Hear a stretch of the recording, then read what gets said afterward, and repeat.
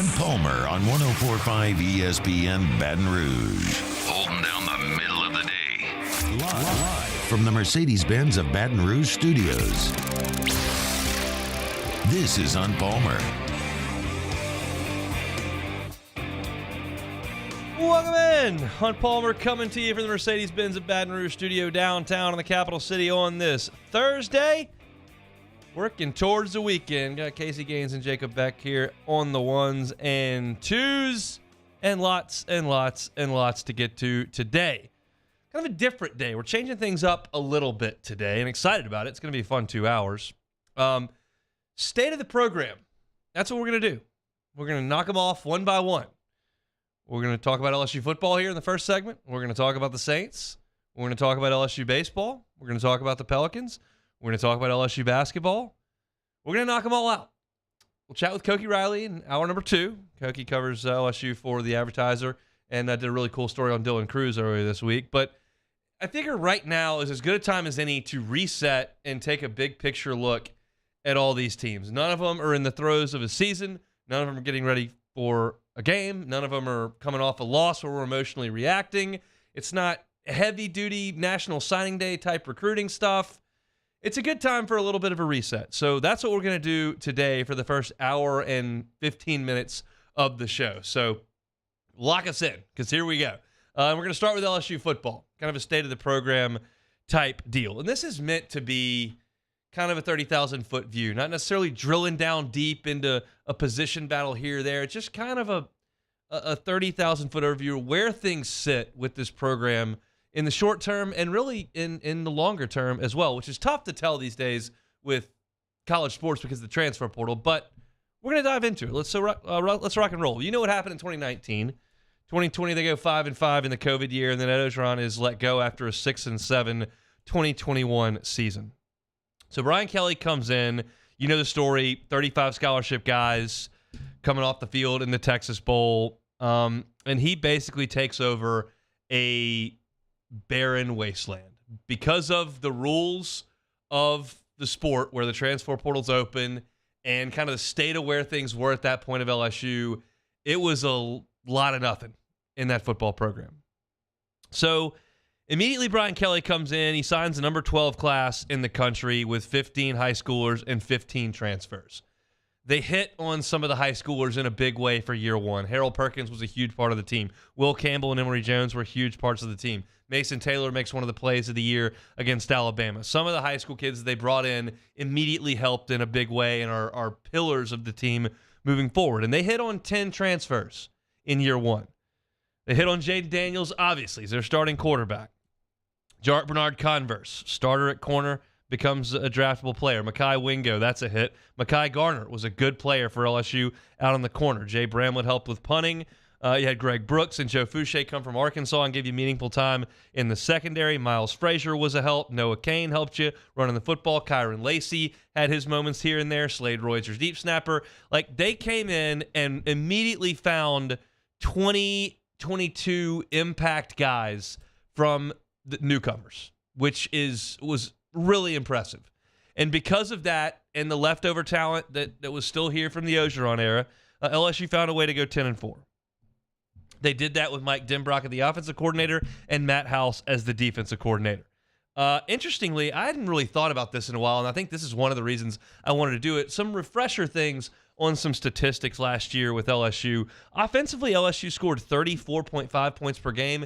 Yes, I know they scored a lot of points in the bowl game against Purdue's JV, but these are the stats. They are the stats. A lot of teams played FCS teams early on. I mean, so LSU did too. It's not perfect, but they 34.5 points per game. That was 24th in the country, which is pretty good. 24th in the country in offense. House's defense held opponents under 25 points per game, and they were number 34 in the country in points allowed per game. And I went back and checked because I remember this storyline from last year. This will be something we talk about some moving forward into August, but LSU did a really good job in some second halves of SEC games last year, which I think is a big credit to the defensive coaching staff. Mississippi State only scored 3 points in the second half against LSU. Remember, State kind of got out and cooking a little bit early, but they only scored 3 points in the second half. LSU shut Auburn out in the second half. LSU shut Ole Miss out in the second half. That was an undefeated Ole Miss team that came to Tiger Stadium. Arkansas up there in the freezing cold with the backup quarterback only scored 7 points. So Mississippi State, Auburn, Ole Miss, and Arkansas combined, that's 4 of your conference opponents combined, scored 10 points in the second half. I thought that was really impressive. So that was kind of a heroic effort. We know that. But when you look back and put numbers to it and say, man, like 22 of the guys they brought in as transfers and freshmen really helped. That's more than normal.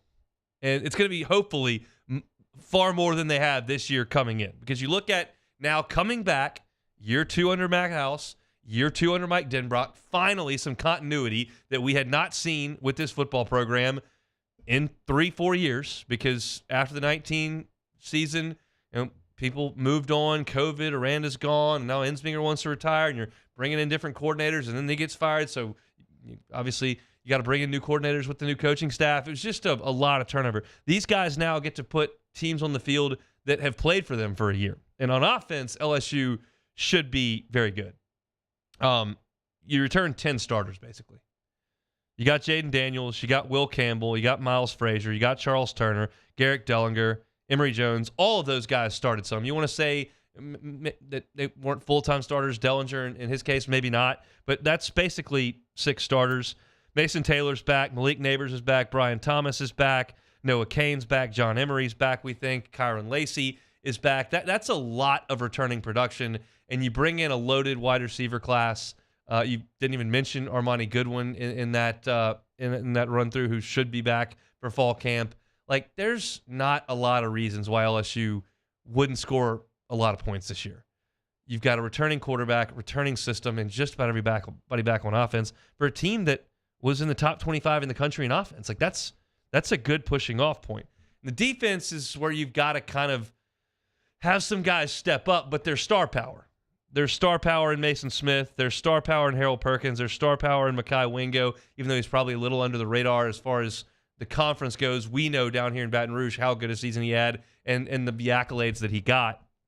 So that's the star power. You're going to have some guys with some accolades behind their names step in and play in the SEC. Deuce Chestnut's an all-ACC player. You ready to play in the SEC? Denver Harris is a 5-star recruit who was a mid-season All-American last year. You going to get your head on straight and play?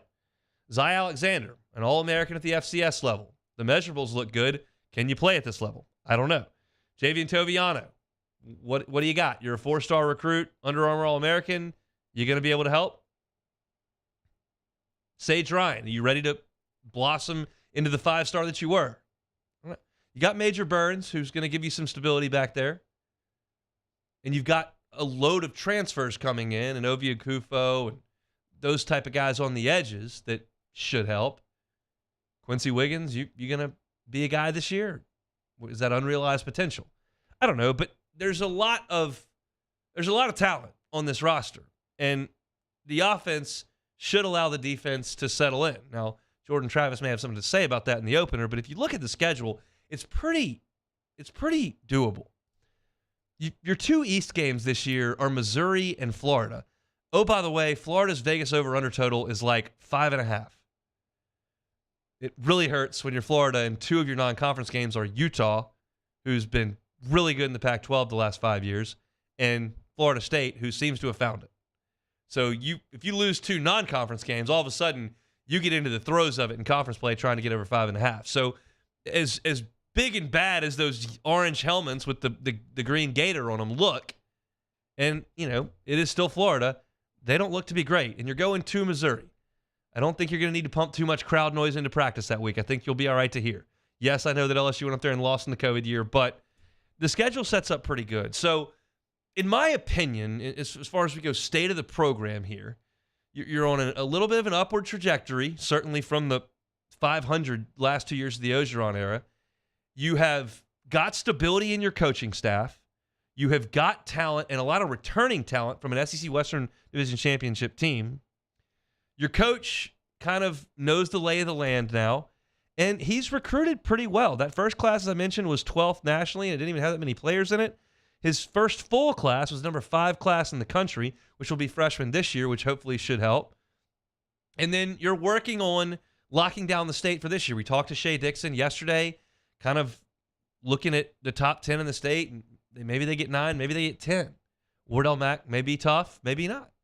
But got some ways to go there. But if you tell me you've got a team that's got stability in its coaching staff, top 15 recruiting classes, you've done a good job recruiting the state this year, you're supplementing with some national guys. Last year, Deshaun Womack, and you've got some guys nationally that are playing off this LSU brand that you figured Brian Kelly would bring in. And right now, you're positioned as well as anybody in the SEC West. Would you sit here today and say that Texas A&M is positioned as well as LSU? You would not. Would you say that Auburn is? You would not. Would you say that Ole Miss or State are? You would not. And you wouldn't suggest that Bama is leaps and bounds ahead of LSU. Yes, they signed a ridiculous recruiting class this year. If you had forgot about it and hadn't seen it since last December, you can go look. I would advise against it. It's pretty graphic how many 5 stars they reeled in that class.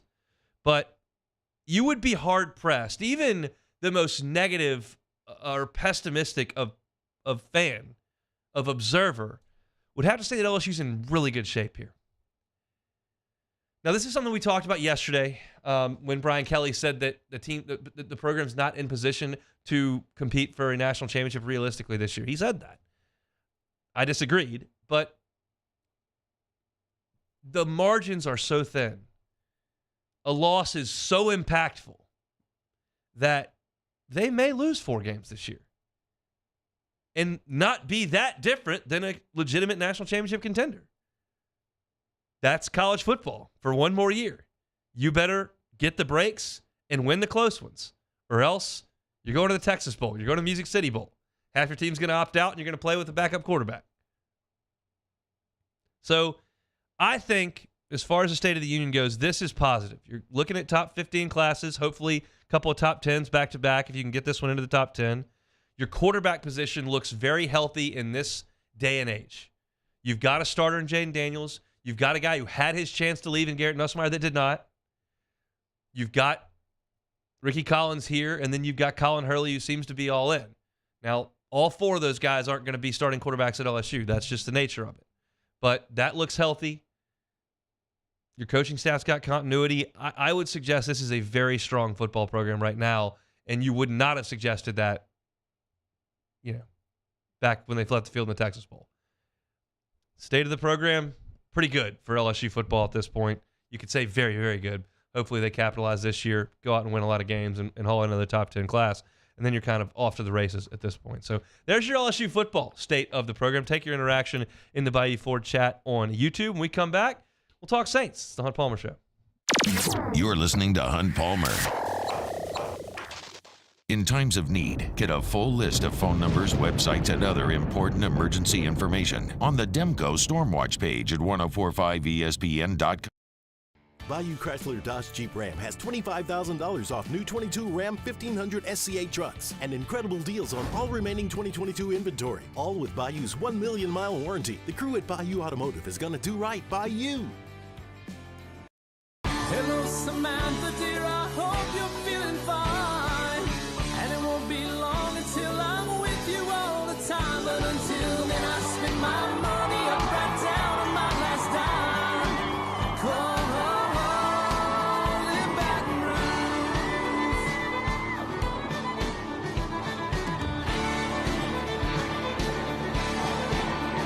I'm ready, what you put me on through. Gotta send my love down to Gulf Coast Bank and Trust is giving our customers the power to bank anywhere, anytime during this challenging event. And we're right there with you. Our mobile banking app is a smart way to manage your money and time. Gulf Coast Bank and Trust, the bank that cares about you. Hi, I'm Brandon Landry, founder and CEO of Walker. Hi, my name is Dr. Craig Green. This is Ryan Terrio with HUDCoRoofing.com. Hey, it's Matt Moscona. No matter how big your commercial roofing job, HUDCO can help. My patients come to me because they trust that I can get the job done at a high level. Ryan Terrio and Richard Tilley have the same level of trust when it comes to roofing. If you have a roofing issue, call HUDCO Roofing. Give us a call, 364-1007, and we'll come to your house and give you a free inspection. When is a taco more than just a taco? When it's Government Taco. Voted best tacos 3 years in a row by 225 Magazine, Government Taco puts the most delicious spin on tacos the capital area has ever seen. With creative combinations like the Magna Carrot, the Filibuster, or the Steak of the Union. Plus perfect tortilla chips paired with the best salsa and queso you've ever had. And happy hour every day from 3 to 6 p.m. and all day on Thursday. Government Taco, 5621 Government Street. There it is, the extra mile, on the border of expected and extraordinary for those willing to go further, like vans customized for work or play, with safety and tech to keep you connected, supported by a 5-star sales, service, and finance team, and backed by the 1-star you know. So go the extra mile. It's never crowded, because so few have what it takes to go there. Mercedes-Benz Vans. I've been doing business with Luba for 25 years. They're dependable, trustworthy. It's just the attention to detail with our clients. Our folks have years and years of experience. They're highly trained professionals, but many companies have that asset. What I'd like to think makes Luba a bit different is that we use those talents in a way that truly is dedicated to serving the needs of the folks who depend on us.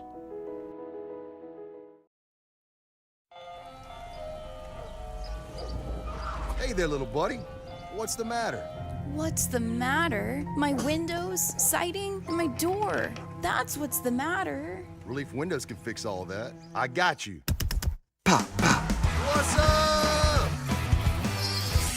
Oh my gosh, look! Curb appeal. That's a good-looking neighborhood. ReliefWindows.com.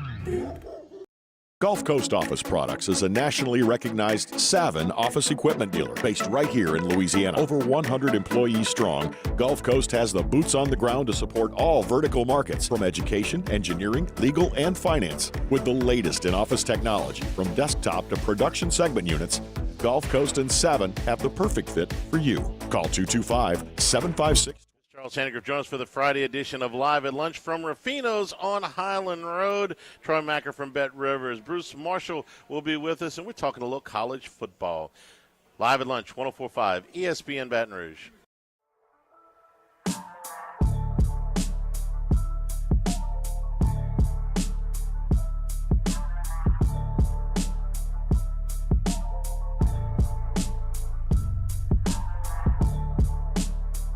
This is Hunt Palmer on 104.5 ESPN Baton Rouge. All right, LSU football in the rearview mirror. State of that program, good. Let's continue with the football angle with the New Orleans Saints. The Saints placed a bet in 2022. They bet on Jameis Winston and Dennis Allen. That was their course of action. Allen was 8-28 in Oakland, and Jameis Winston threw 30 interceptions the last time he was a full-time starter. Saints said, these are our guys. They're going to lead us out of the Peyton Breeze era. And then Jameis got hurt. Dalton went the rest of the way. And it resulted in the first losing season since close to Katrina. It was bad. And when I look back at some of the statistics, it surprised me a little bit, because the Saints, we knew, were not very good on offense. They were 22nd in the NFL in points per game. They were 10th in yards per play, but they were 24th in plays. They never had the ball. And then the percentage of their drives that ended the score, they were 26th in the NFL, which is awful, obviously. The offense wasn't nearly good enough. You had injuries. You had a very limited quarterback, and you just weren't good enough on offense at all. The defense was not terrible last year. I remember it not being great. Certainly there were some games that got away from them late. Think about the Bengals game. They had a chance to win it with defense, and they couldn't. Joe hit Jamar for a touchdown. But the Saints were 9th in the NFL in points allowed last year. And last year, they lost games where the opponent scored 10 points, Carolina. 17 points. Tampa beat them with 17. San Francisco beat the Saints with 13 points. Pittsburgh beat them with 20. Tampa beat them with 20. After November the 7th, the Saints played 8 games, and no one scored 21 or more on the Saints. Like, they figured the defense out to an extent. Now, some of the teams didn't try. Like, I don't think San Francisco tried to score 21 points because they beat the Saints 13-0, and the Saints could have been out there all month long, and they weren't going to score on the 49ers defense. But the defense was not that bad. So the question is, as far as moving forward with the Saints, can the defense replicate that this year? Like, can you be the 9th best team in the NFL in terms of points allowed? Cam Jordan's 34, DeMario Davis is 34, Tyrann Matthews 30, Marcus 31, Marcus Mays 30. Like, those guys are in their 30s, and they're big parts of your defense. You do have guys in their prime. Lattimore's 26, Adebo's 24, Alontae Taylor's 24, Pete Werner's 24, Carl Granderson's 27. You bring in a couple of defensive tackles that are in their mid-20s, and Nathan Shepard and Kalen Sanders, and they'll replace Onyemata and Davenport, who I don't think played very well at all. Those two guys, though, that you're betting on to be starters on your defensive line, to be an upgrade from Davenport and Onyemata, and those guys have 10.5 career sacks combined. They both played multiple years in the NFL. So you're hoping Brian Brzee and Isaiah Foskey come in and, like, they're dudes, and they rush the passer, and they create some disruptions early around draft picks. And I don't think that's unreasonable to expect. Well, expect may be a tough word, but unreasonable to consider that Isaiah Foskey might be able to be a force on the edge, especially after the first couple months of the season. That Brian Brzee can give you some pass rush from the interior, which you got very little last year. If that group can do it and be a top 10 defense in the NFL, you can look at the offense and the schedule, which is a huge piece of this thing, and consider that the Saints have a real shot. Because when I switch sides of the ball and we start talking about the Saints offense, to me, this is not about Derek Carr elevating his game. Derek Carr's going to be what he is. He's been that just about every year. And they've had some weapons on offense. Their defenses have been atrocious in Oakland and Las Vegas. So this is not about the Saints organization elevating Derek Carr. This is about Derek Carr being baseline, being a solid player. You know the baseball stat WAR, wins above replacement? The replacement player just being baseline, you're either worse than that or better than that, and that's how they judge your WAR. Derek Carr is the flatline 0 WAR. He's not one of the 10 worst quarterbacks in the NFL, and he's not going to come out and challenge for the MVP. But this is not about the Saints elevating Derek Carr's level. It's about Derek Carr's steady level elevating the Saints, using the weapons around him. You would hope that Kamara gives you a lot of time. We'll see. You would hope that Michael Thomas returns to solid form and can be a steady number 2 to Olave and ascending to being a number 1. You would hope that the running backs that you've brought in via draft and free agency hit and that your offensive line stays healthy. And if you can be a top 10 defense and a top 15 offense, you'll win the division with that schedule. But when you start talking state of the franchise instead of state of the program here, one thing is very clear to me. There's no, like, building towards the future or we're at the bottom of some sort of rebuild. Not the case with the Saints. That would have been the case if you would have re-signed Andy Dalton, maybe parted ways with Michael Thomas, maybe let Cam Jordan try to go make the playoffs somewhere else, and kind of tanked one more year, freed up some money, gotten a better draft pick, and tried to attack the quarterback market from the draft in that way. That would have been kind of restarting things. This is not. This is go win. There's no evidence to me that the Saints in 2024 are going to be a lot better than the Saints in 2023. A year older Cam Jordan, a year older DeMario Davis, a year older Mike Thomas. Whatever they're going to do with the guys on the offensive line. What are they going to do with Alvin Kamara? He's probably going to move on. Like, what evidence is there that the Saints would be significantly better a year from right now? I don't see it. I do see them as the best team in the NFC South. I do see the NFC South as in a massive amount of turnover. There's no evidence to me that the Panthers are going to be great.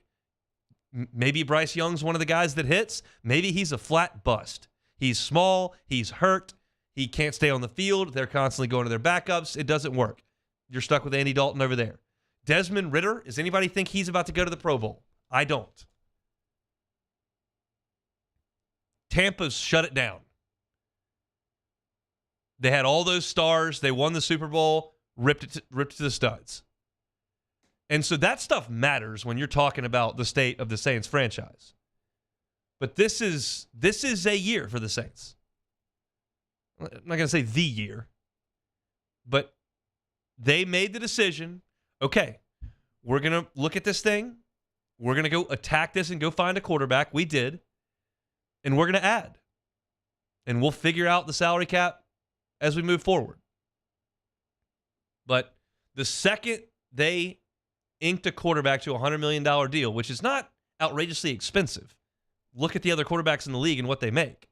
The second they did that, there's no rebuild, reboot, reset. No. There's go win week 1 and let's go. That is where the state of the Saints is. And if they don't this year and they throw up another 7-10, then there's going to have to be some answers. Because at that point, likely, I need to see how it played out, likely it would be proven that Dennis Allen's not the guy. There are some people that already believe that. I'm willing to give him another swing at it with a real quarterback. But if Dennis Allen's not the guy and then Pete Carmichael's not the guy, then you're starting to overhaul things pretty significantly. But you've hitched your wagon to Carr. And the wagon doesn't sit there and load up with fuel. The wagon goes. Like, you're going. And so if the Saints were in the AFC North, I would feel awful about where they were. I would say your roster's not as good. You're not flush with salary cap spots. I don't think you're going to be in a position to draft a quarterback anytime soon. In fact, you've already got a quarterback. Like, this looks terrible. But it's all relative. And it's relative to the other teams in your division. And the other teams in your division have hit the reset button. You didn't. So you ought to be ahead of them. No excuses this year. You'd like to stay a little healthier than you have. The reality is not really how it works. Bengals go out there in the playoffs without 3 starting offensive linemen. The Ravens are trying to win a playoff game with a backup quarterback. Guys get hurt. It's just part of it. You need to build some depth, and you need to go out there and win some games. So from my perspective as a talking head, I'm thrilled that the Saints did this because you would suggest that as of Thanksgiving, they should be right there in the mix. They were last year as of Thanksgiving, and they stunk. That's more interesting than tanking, playing behind Andy Dalton for another year and going 6-11. But it just puts a little more heat on you because it's time to go. Because one of the 3 teams in your division is going to hit on this, and you need to be able to combat that. And Derek Carr's got enough football in him to do that. The Saints have enough wherewithal as a franchise to do that. I'll give you a year off last year. It's time to get back in the mix right now. I think the Saints are in a positive light compared to the rest of the division. Compared to the rest of football, I have my significant doubts, but I have no doubt about the direction of the franchise. It's full steam ahead. Got to start winning some football games. So that's your Saints state of the franchise. We did LSU football in the first segment. Did the Saints there. When we come back, let's get into some LSU baseball. We've done that a little bit over the last couple of weeks, and certainly the next 5 days are massive for the LSU baseball program, but I have my thoughts. That's coming up next. Hunt Palmer on 104.5 ESPN Baton Rouge. One Bath and Closets. OneBathandClosets.com is the website. Love chatting with my guy, David Duvall. He's been in this business for 30 years, knows all about it. He loves showing you pictures of some of the awesome stuff that they've done. You don't have access to his cell phone like I do, but you can go to OneBathandClosets.com and check out some of the great work that they do in the bathrooms and with renovating closets. You can also request a free consultation on the website. David and his team will come to your home. They'll say, hey, what do you want? Okay, what do you have? They'll start you with a questionnaire. He'll get the information. They can put a custom solution together for you. It might be a full-scale renovation of your bathroom or closet. It might be something really simple, like a tub-to-shower conversion, where you take that bathtub out, put in a gorgeous walk-in shower. It changes the look of your bathroom, changes the functionality of your bathroom, and makes your living situation a lot nicer. OneBathandClosets.com is the website. You tell them that the Hunt Palmer Show sent you to OneBathandClosets.com on the closet side. they're not going to charge you to rip out your current closet or the labor to install the new one. They're only going to charge you for the cost of the unit. Tell them the Hunt Palmer Show sent you to onebathandclosets.com. Our listeners fire off their opinions on the jimsfirearms.net hotline at 499-1045. Keep listening for your next chance to shoot us your thoughts with the jimsfirearms.net hotline on 1045 ESPN Baton Rouge. There it is, the extra mile, on the border of expected and extraordinary for those willing to go further, like vans customized for work or play, with safety and tech to keep you connected. Supported by a 5-star sales, service, and finance team. And backed by the 1-star you know. So go the extra mile.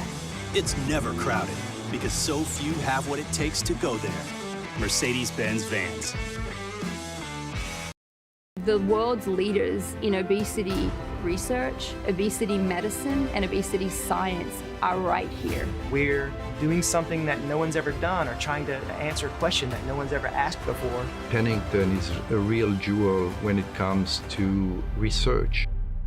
We are finding the solutions to the world's worst chronic disease, which is obesity. Louisiana needs Pennington Biomedical.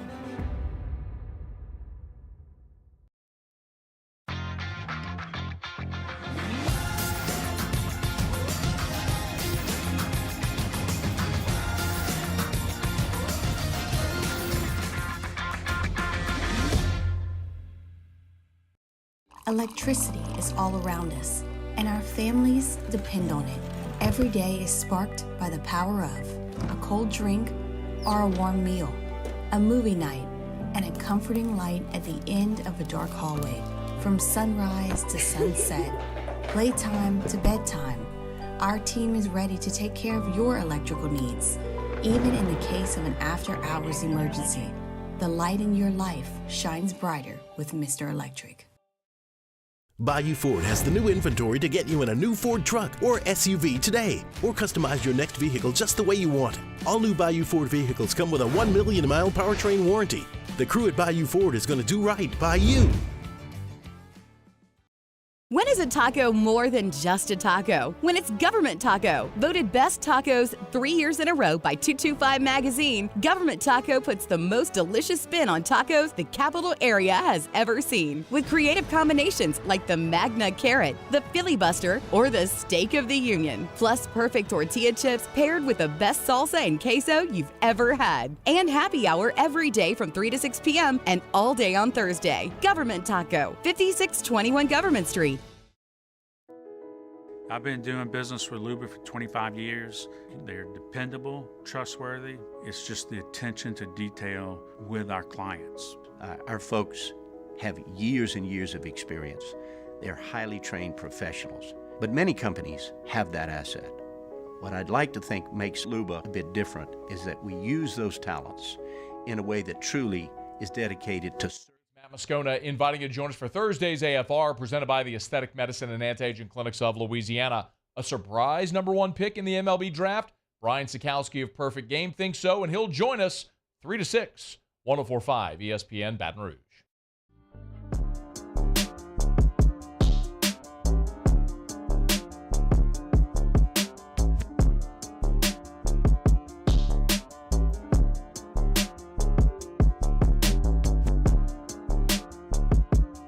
You're listening to Hunt Palmer on 104.5 ESPN Baton Rouge. All right, thanks for hanging out with us here on a Thursday edition of the Hunt Palmer Show. Just going through some state of the programs, big picture stuff on all the teams that we cover here locally on 104.5 ESPN Baton Rouge. Started things out with LSU football, just went through the New Orleans Saints, state of the program, state of the franchise. And we'll go to LSU baseball here. We'll get to LSU basketball in hour number 2. LSU baseball is in an interesting spot right here because we just don't have a lot to compare this to. We don't have a lot of the transfer portal in our memory bank. We don't have a lot of NIL in our memory bank. And we certainly don't have players like Dylan Cruz and Paul Skeens in our recent memory bank. It's a spot that honestly on paper looks pretty terrifying. Well, let me frame it this way. understanding there's another way, but I can frame it this way. You are losing off this team everyone from the starting lineup of Game 3 of the championship series except Tommy White and Josh Pearson. You were losing, potentially, Milazzo, Travinsky, Morgan. You're losing Dugas, Thompson. You're losing Cruz. Like, you could lose them all. And you look up at pitching, and you're losing Skeens. You're losing Floyd. And there's a situation where none of these guys pitch for you next year. Riley Cooper and Nate Ackenhausen could be drafted and go. Riley Cooper came on this station on Matt's show and said his plan is to be drafted, signed, and start his professional career. That's his plan. Now, if the number's not there, I don't know what Riley Cooper's number is, and if he feels like it's in his best interest to come back to LSU for another year, he could. But theoretically, Cooper and Ackenhausen could go, and there's a world where Grant Taylor's drafted and leaves or isn't healthy next year, where Chase Shores is not healthy next year, where Jaden Newt is not healthy next year. Maybe Gavin Guidry's your starting shortstop. How much pitching is he going to do if that's the case? Now, all of a sudden, you look up and you go, man, I don't have 7 of my 9 from the championship game. I don't have Skeens. I don't have Floyd. I don't have Garrett Edwards or Riley Cooper or Nate Ackenhausen. I don't have Grant Taylor. Don't have Chase Shores. Don't have Jaden Newt. Don't have Gavin Guidry. That's daunting. And if two things weren't true, then you'd go, that's a big-time rebuild. Like, they're about to follow in the footsteps of Ole Miss and Mississippi State here. Go national championship to the cellar. But you brought in the number 1 signing class in the nation last year, and you did a really good job of getting them to campus. And there is every reason to expect that Brady Neal is a really good college player next year, and that Jared Jones sniffs 20 home runs next year, and that Paxton Kling is nearing an all-conference type of player next year, and that Ethan Fry can help you with a power bat in your lineup as a second-year college player, and that Gavin Guidry will either help you significantly on the mound or at the plate or both. Those guys didn't help you down the stretch, didn't help you in Omaha, but they could. And you do have Thatcher Hurd coming back, and you do have Griffin Herring coming back. And the transfer portal is available to LSU, and there are very few teams in the country that are going to use it as successfully as LSU. Tennessee is crushing it in the transfer portal right now. We'll talk about that in a little bit in the second hour. Florida has done a great job in the transfer portal, but LSU is certainly not done there, and they need to be not done there. It's not the best syntax ever used, but they need to keep going in the transfer portal. I would love to see a shortstop come in that's proven at the college level. There's a couple that look really good in this signing class, but that's a freshman you're asking to do that. I would love a second baseman to step forward. And they need arms. Because, yeah, maybe you do have Hurd and Herring and Cooper and Ackenhausen. And maybe you do have Guidry. And maybe Newt is ready to go at the start of next year, or Shores is ready to go in the middle of next year. And you've added Justin Lohr, and that's very good. But you don't have enough right now. Because why would I expect, as I sit here today in July of 2023, why would I expect LSU's arms to stay fully healthy entering next year? Doesn't happen in Fayetteville, doesn't happen in Oxford, doesn't happen in Baton Rouge. Like, arm injuries happen. And so you've got to build as much depth as you possibly can. And they've got a lot coming in this class, but they need to go to the transfer portal and continue to add. Now, you saw yesterday, if you're paying attention and you're looking at Twitter, that Jay Johnson set out the walking tiger emoji, and that likely means that they've landed someone out of the transfer portal. No word yet. Probably waiting for that guy to have his moment. You realize last year they got Carter Young out of the transfer portal. They got Jack Pineda out of the transfer portal. They got Dylan Tabrock out of the transfer portal. And they all got drafted and signed. So until the draft settles and the signing date comes and goes, you can't really know. So it's a complicated way of me going around and saying right now as we sit here, there are holes on this roster. I think they're not where they need to be at middle infield. They don't have enough arms. And you're going to count on a lot of guys who either didn't win a job this past year or won a job and then lost it this past year. And maybe some of the guys decide to come back. Maybe Travinsky and Joubert want to come back. Maybe Milazzo wants to come back. Maybe Riley Cooper gets drafted in the 21st round and he wants to come back. You just don't know at this point. So, big picture, like, they got holes, but they're going to fill them because the power of LSU's brand right now and the guy that's running the show over there on Nicholson is relentless. And so I would expect like 4 or 5 transfer portal ads, and we'll see what the draft holds. Simply put, I'd be shocked if LSU went into a tailspin like Ole Miss and Mississippi State had. I also realized that the team we just watched was really special. And Jay's going to be here for a while, but he's not going to have a ton of teams that look like that one. He may have some. He may win 2, 3, 4 national championships. That's really, really hard to do. Ask Kevin O'Sullivan, ask Tim Corbin, ask Dave Van Horn, ask Brian O'Connor, ask Mike Bianco. Like, it's hard, but he may. And he may have a team here or there that looks like that one. Right now, as I sit here, it doesn't feel like they're going to be that loaded. And why would I think they would be? You had maybe the 2 best players to ever play here were on the team this past year. That's a lot to live up to. A lot of feet and cash to replace. But I trust Jay to run the program at an elite level year in and year out. Sometimes your ace is going to go down. Sometimes you may lose in a regional. I mean, look, we know the story by now. Hey, Dave Van Horn sent Hagen Smith out there against TCU, and he gave up 8 runs in an inning. That's going to happen sometimes. But as far as the state of the program goes, it's very strong. That number 1 ranked recruiting class is going to have to blossom big time this summer and this fall for Brady Neal and Jared Jones and Paxton Kling and Ethan Fry and Gavin Guidry. For those guys, this is a huge time for them. Some of them are up in the Cape, some in the Northwoods League. You'll have Tommy White back, and next year he'll hit 358 with 21 homers because that's what he does. But you won't have Cruz, you won't have Dugas, you won't have Thompson. Not going to have Morgan, Travinsky, Joubert probably. It's daunting, but you send Thatcher Hurd out there on Fridays. You figure Justin Lohr can probably help you one of the other 2 days, and maybe Griffin Herring is the other guy. You just got to fill in around him. Hope those Tommy Johns heal up nicely, even though that's hard to imagine, hard to count on.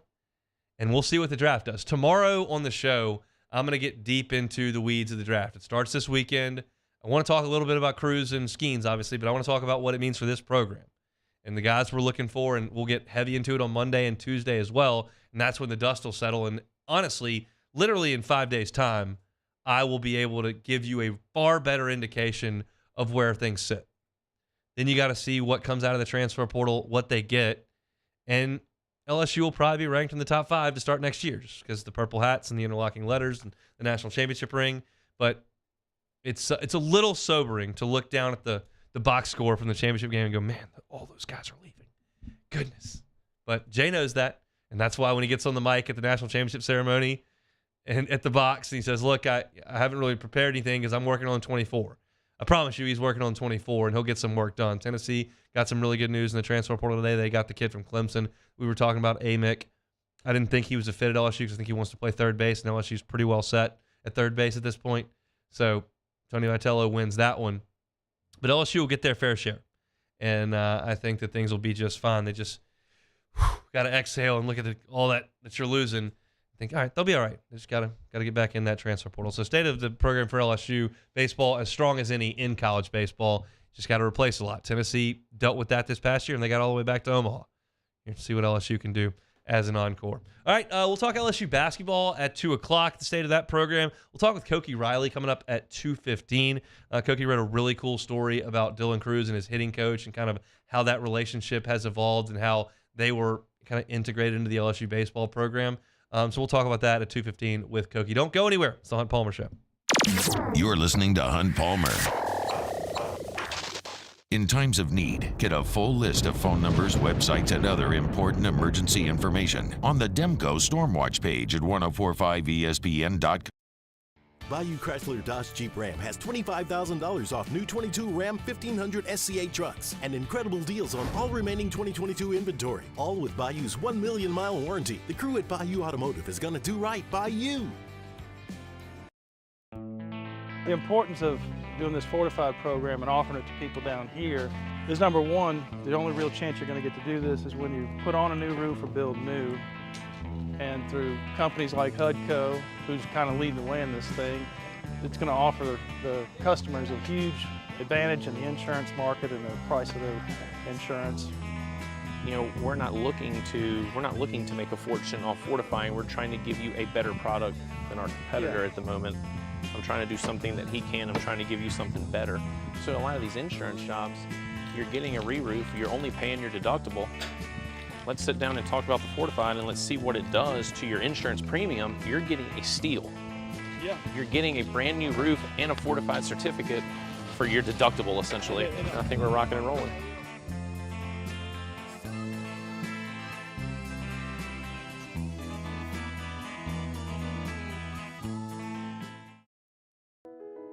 I've been doing business with Luba for 25 years.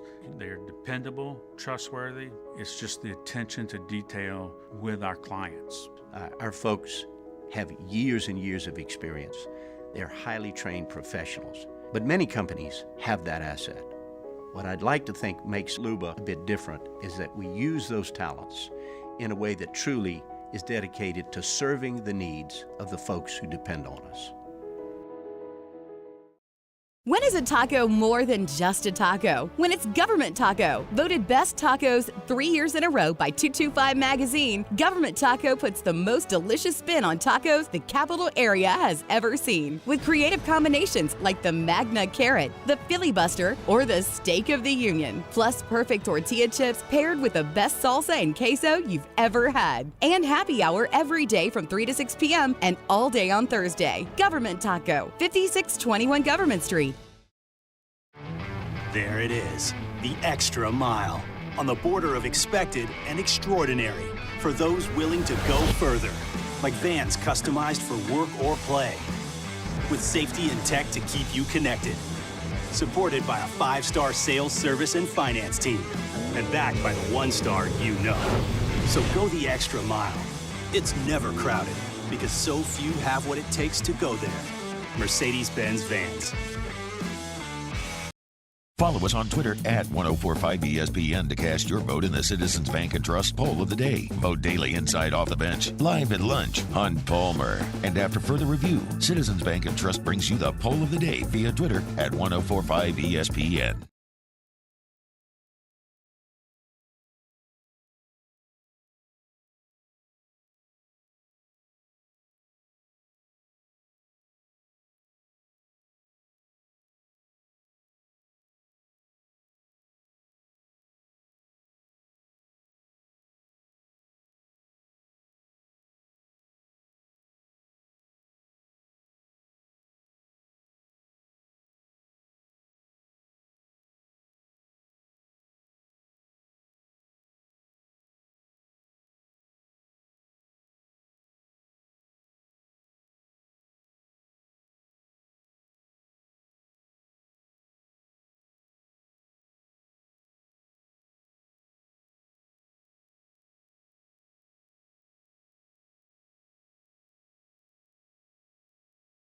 Up on Fridays, OTB, we get you ready for yet another wonderful weekend and the magical official return of Scientific Tier Lists as we rank the best ever HBO shows. OTB, 7 to 10 a.m., 1045 ESPN.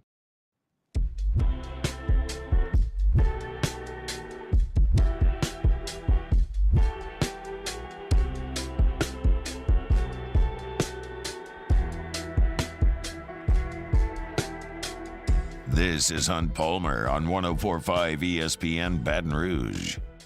Ranking the best HBO shows the morning show is going to do tomorrow. Entourage got to be up there for me. I haven't seen a lot of them. Hard Knocks is up there for me. I never saw The Sopranos. In Game of Thrones on HBO. I did not watch that. What else did I watch that was on HBO? Man, weak. I don't think I've seen very many HBO shows.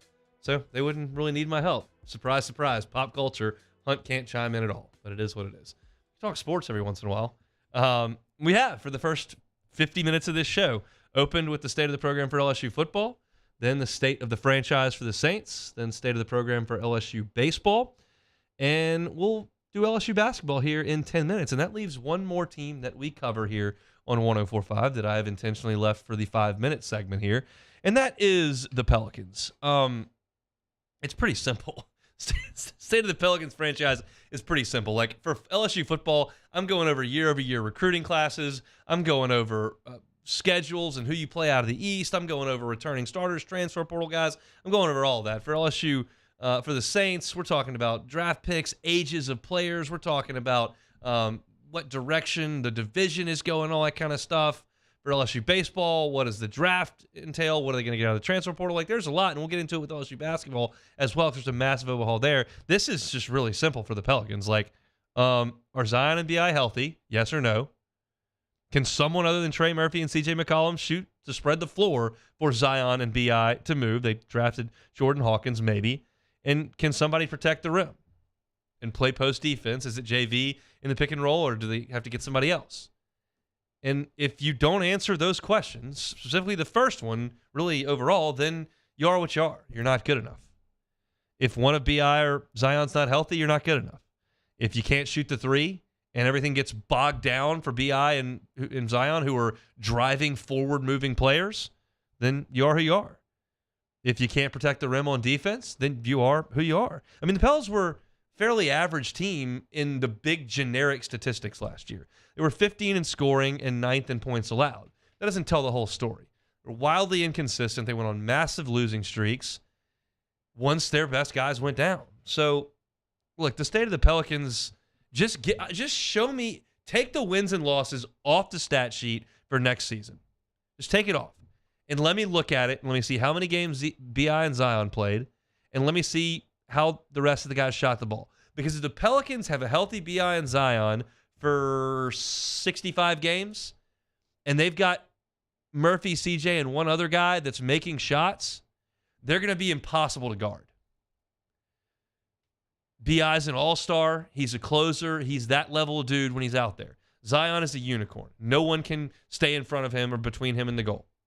And if you pair those guys with some shooters to space the floor, they'll be unguardable. And then you just got to worry about helping protect the rim. It's pretty easy. But if they play a combined total of 41 games and Trey Murphy doesn't take the next step and they don't shoot it very well and they have Jonas Valanciunas out there playing defense for 73 games, well, they're not going to be very good. Like, it's a very simple thing. The Pelicans are not at a point where a draft pick's going to help them a ton. They're not going to lure in a huge free agent. Sure, they could try to shake things up. They did not do that before the draft, and that would have changed the entire discussion. If they would have gone and dealt B.I. or Zion and moved up to the second pick and taken Scoot, and like you would have changed. If everything changes there, then we have a different discussion. It didn't, so you're staying the course. There's no change. And if the injuries pop up, you're going to be 8th or 9th in the West. And if everything clicks, you can compete for a home playoff series and be in the top half of the playoff bracket. Like, they have enough talent to do that. They do. But if it's not on the floor, it doesn't help you much. So it's a pretty cut and dried team. I don't know that it gives us a lot of room for conversation or room for variable. Like, it's like 3 bullet points. You have some talent. They're coming into their prime. You're not going to make any huge splash acquisitions. Just get Zion out there and let him be one of the most unstoppable forces in the league. Whether or not he can become that, we'll just have to see. And I'll let my man Mario figure that out on his podcast and on the morning show. But that's it for Pels talk here to close out hour number 1 on this Thursday. We opened the show talking LSU football, state of the program.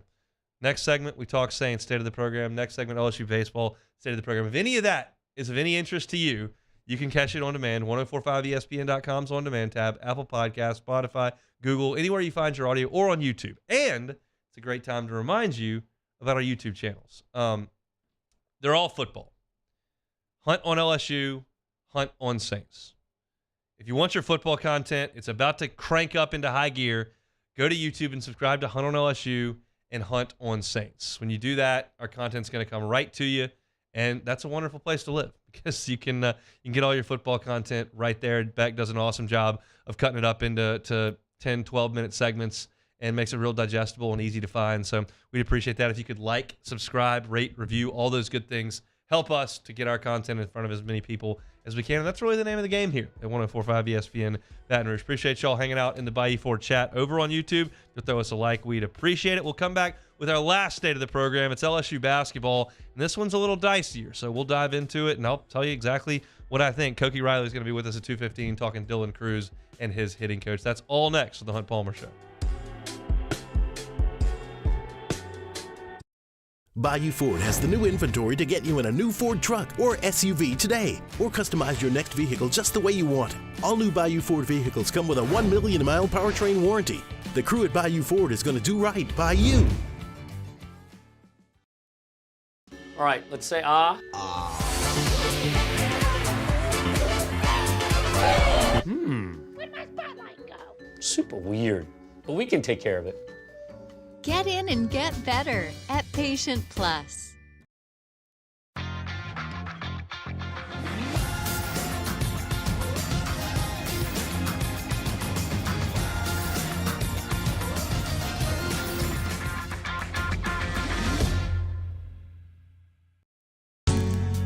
It was a humid day,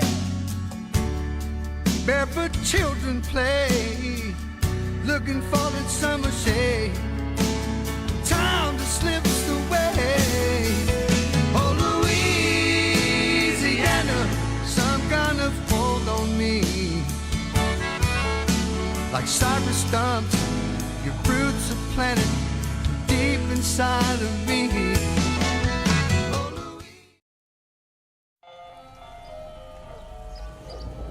Hey there, little buddy. What's the matter? What's the matter? My windows, siding, and my door. That's what's the matter. Relief Windows can fix all that. I got you. Pop, pop. What's up? Oh my gosh, look! Curb appeal. That's a good-looking neighborhood. ReliefWindows.com. Gulf Coast Office Products is a nationally recognized Savin office equipment dealer based right here in Louisiana. Over 100 employees strong, Gulf Coast has the boots on the ground to support all vertical markets from education, engineering, legal, and finance. With the latest in office technology, from desktop to production segment units, Gulf Coast and Savin have the perfect fit for you. Call 225-756-2644. That's 756-2644 for Gulf Coast Office Products. There it is, the extra mile, on the border of expected and extraordinary, for those willing to go further, like vans customized for work or play, with safety and tech to keep you connected, supported by a 5-star sales, service, and finance team, and backed by the 1-star you know. So go the extra mile. It's never crowded, because so few have what it takes to go there. Mercedes-Benz Vans. When is a taco more than just a taco? When it's Government Taco. Voted best tacos 3 years in a row by 225 Magazine, Government Taco puts the most delicious spin on tacos the capital area has ever seen. With creative combinations like the Magna Carrot, the Filibuster, or the Steak of the Union. Plus perfect tortilla chips paired with the best salsa and queso you've ever had. And happy hour every day from 3 to 6 p.m. and all day on Thursday. Government Taco, 5621 Government Street. I've been doing business with Luba for 25 years. They're dependable, trustworthy. It's just the attention to detail with our clients. Our folks have years and years of experience. They're highly trained professionals. But many companies have that asset. What I'd like to think makes Luba a bit different is that we use those talents in a way that truly is dedicated to serving the needs of the folks who depend on us.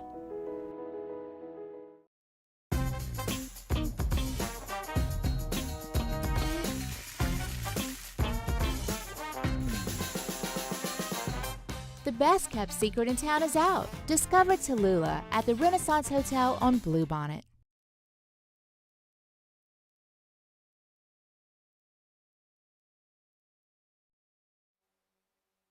This is SportsCenter. I'm Doug Brown. ESPN's Adrian Wojnarowski reports the Trailblazers are matching Matisse Thybulle's 3-year, $33 million offer sheet from the Mavericks. It took less than an hour for the team to match that deal. Woj also reports the agent for Damian Lillard appears to be discouraging teams other than Miami from making trade offers for his client.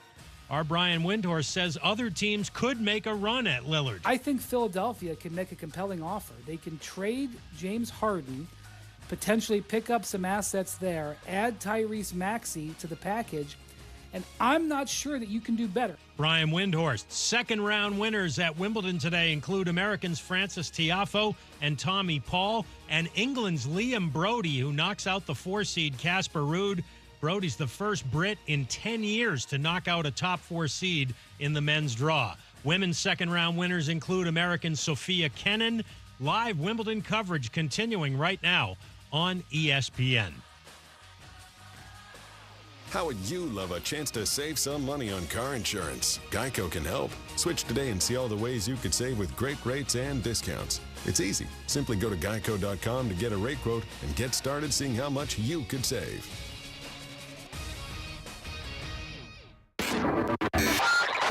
Now, Hunt Palmer on 104.5 ESPN Baton Rouge. Holding down the middle of the day. Live from the Mercedes-Benz of Baton Rouge studios. This is Hunt Palmer. Hour number 2 on a Thursday. Hunt Palmer Show, 104.5 ESPN Baton Rouge, working towards the weekend. Been an abbreviated week for a lot of us here in the States. 4th of July holiday, back in the swing of things, but the weekend is within striking distance here. We'll get you there one way or another. State of the program day here on the Hunt Palmer Show. We did 4 of them in the first hour. LSU football, the Saints, LSU baseball, and the Pels. That leaves one more here in hour number 2 before we get to Koki Riley here in 15 minutes, and that is LSU basketball. And this one is a little more complicated than the others because you're still in the middle of a transition that was really marred by the NCAA and its infractions committee. And we know what the result was of last year's season. Matt McMahon cobbled together a roster. They were perfect in the non-conference, but for a clock malfunction in the Cayman Islands. And then they went to league play and went 2-16. They lost 14 in a row. And it was one of the most dismal results in LSU basketball history as far as conference play goes. You know, I remember the LSU, and look, we didn't do a lot of stats on LSU basketball last year. You were watching it. I mean, we need to come and dive into what was going on game by game. But I did go back and look today, and I knew they were bad on offense. They were inefficient. They turned the ball over. They didn't shoot it well from 3. Outside of KJ Williams, there was very little LSU offensively could do well. And they were 219th in the country in offensive efficiency, so that checks out. 219th is bad. Would it be surprising if I told you they were 255th in defensive efficiency? That's even worse. No rim protection, shoddy defense on the perimeter. This is a recipe for going 2-16 in the league. It was bad. So you know that, and you know that there's been a massive amount of roster turnover, as we knew there had to be. I'm personally going to give Matt McMahon 100% pass on year 1. We may look back at that decision by me as something that was absolutely reasonable, and he turned this thing around and built a solid upper-level SEC basketball program. He could do right now in 5 years what Bruce Pearl's done at Auburn. Or he could not do well in Baton Rouge, and you'd look back and go, well, you shouldn't have given him a pass on year 1. But I'm looking at the situation, I'm assessing everything, and I'm saying year 1, that was a really difficult spot to try to put a winner on the floor. Would I like to do better than 2-16? Sure. Am I going to him and Hall about it. I'm not. So off of that team, the players that have left, Cam Hayes went to Eastern Carolina. Juice Hill went to Loyola Marymount. Kendall Coleman went to California Baptist. Justice Williams went to Robert Morris. Sean Phillips, that one hurts a little bit, went to Arizona State. He came on late in the season and had a nice little run there, a 7-footer that can move a little bit.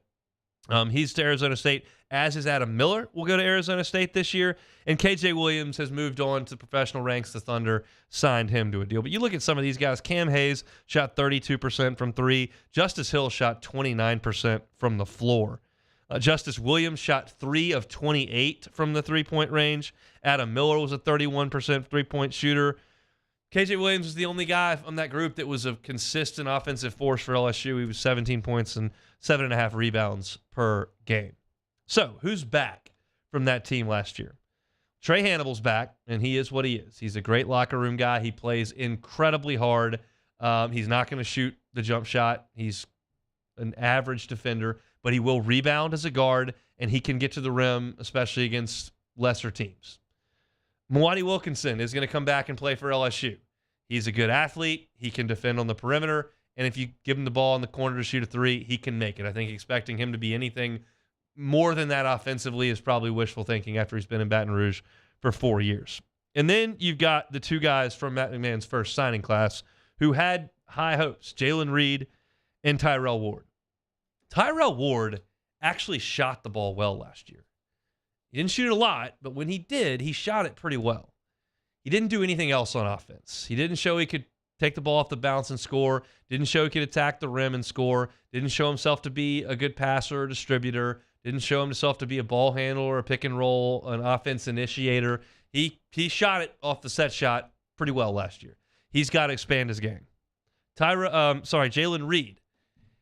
He has an enviable skill set. You're 6'10" and have the ability to dribble and get the ball to the rim. That's rare and impressive. However, it did not translate from high school to college. He was not able to put the ball on the floor against SEC teams and finish at the rim. That's going to have to change. He's going to have a year more under his belt of work, and that's a skill set that will work in the SEC. It's just got to be developed. And you got Derek Fountain, who was rock solid. This is the thing we always talk about with every team. If Derek Fountain's your second guy off the bench, you've got a really solid SEC team. Like, he's very much an SEC player. If Derek Fountain is your starting four-man and second leading scorer, you're not top-heavy enough. So he's here. Then they go to the portal, and they go get a bunch of guys that can score because they couldn't score last year. Jalen Cook can score. 17 a game at Tulane. Shot the three well for a couple of years. Back in the SEC now. I don't have a lot of worries about him shooting the basketball or being a distributor at the SEC level. I think he can. Carlos Stewart, young player, exciting player, mentally tough player, a little undersized, but I think can probably score in the SEC and will be asked to do so.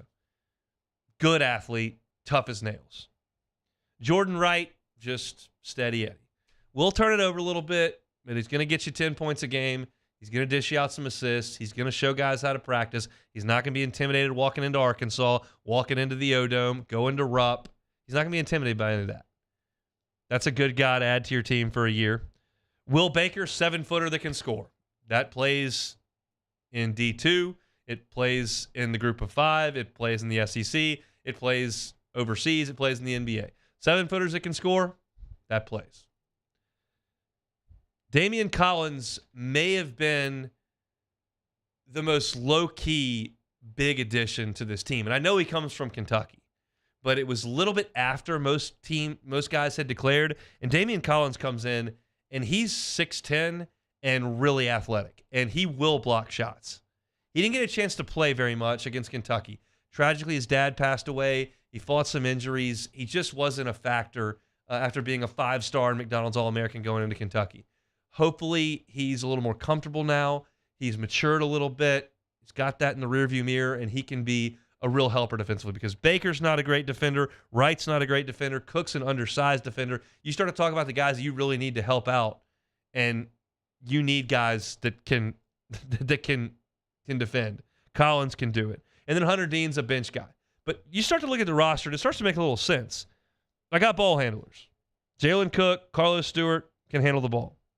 I've got length. Jordan Wright is long. Jalen Reed, Tyrell Ward, Derek Fountain, very long. Damian Collins, very long. I've got 7-footers. Will Baker and Hunter Dean both pushing 7 feet. I've got guys that can shoot. Tyrell Ward can shoot. Jalen Cook can shoot. Carlos Stewart can shoot. Jordan Wright can shoot. There's a nice blend there. And you bring in Corey Chest and Mike Williams from the high school ranks. Chest a 4-star at 6'8", Williams a 3-star at 6'3".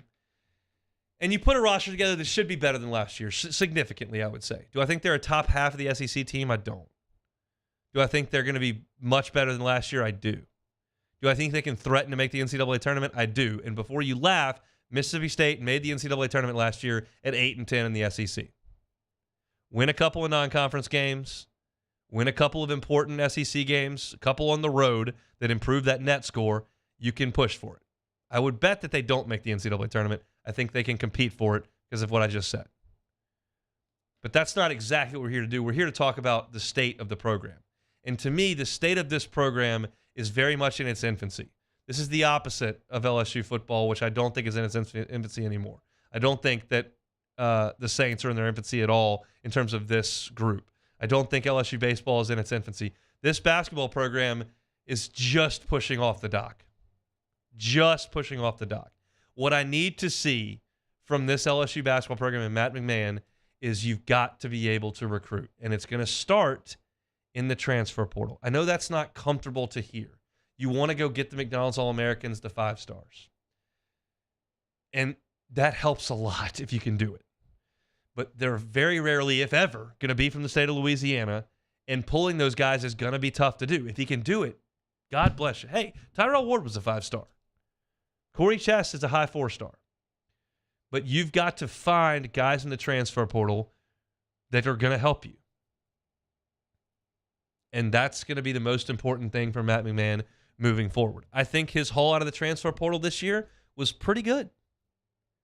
It's got to be great. And you add to it with a couple of high school kids a year. Matt McMahon said this on my show. He said, we want to be old. Look at the final this year. San Diego State was old. They were older than 3 NBA teams, apparently. That doesn't equate to getting a bunch of 18-year-olds. That equates to getting 22-year-olds. And that's what you're going to see from Matt McMahon. And I don't need them all to be from Louisiana.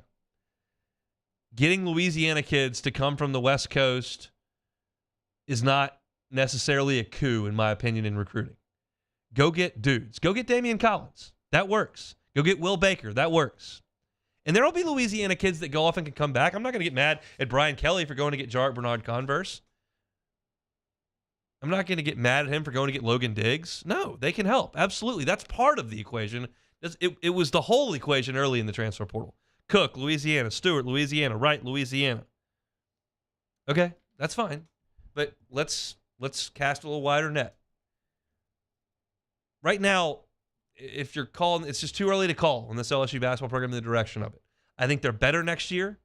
I need to see continued work in the transfer portal. But I do think that Matt McMahon has a clear plan. I think he laid it out on this show. We're going to the transfer portal every year, and we're getting old guys. Just need a little more production, a little more efficiency from most of the guys we saw last year. Need more KJ Williams and less guys that transfer to California Baptist after a year, right? And again, pass for last year. NCAA just fired a coach. Sanctions running wild. I got it.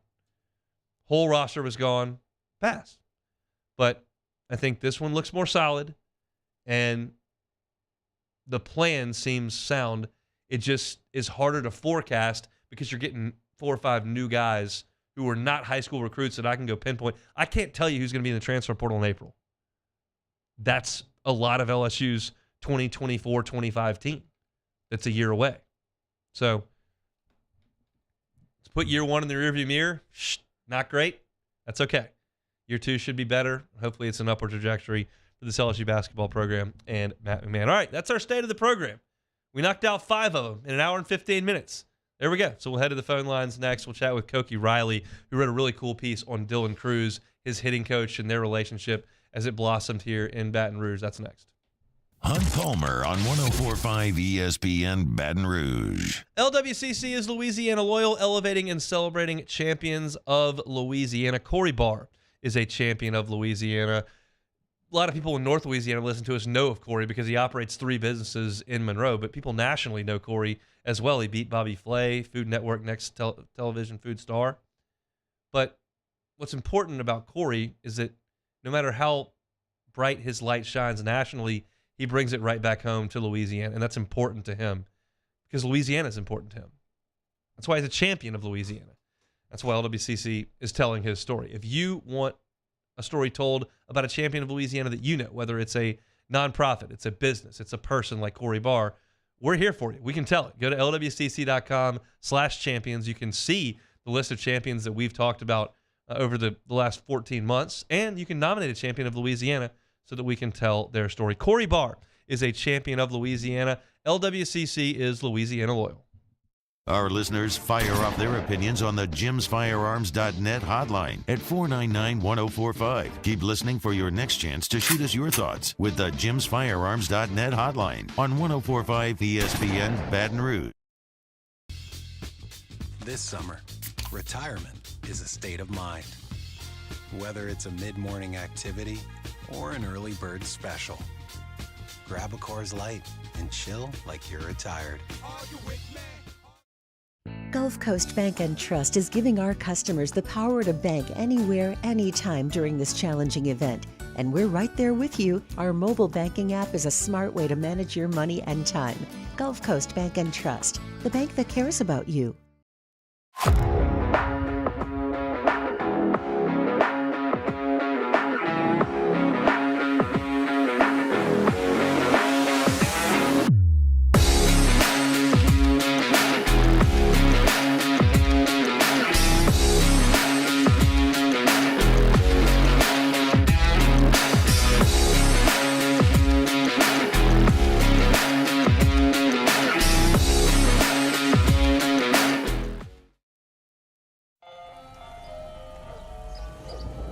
Hey there, little buddy. What's the matter? What's the matter? My windows, siding, and my door. That's what's the matter. Relief Windows can fix all that. I got you. Pop, pop. What's up? Oh my gosh, look!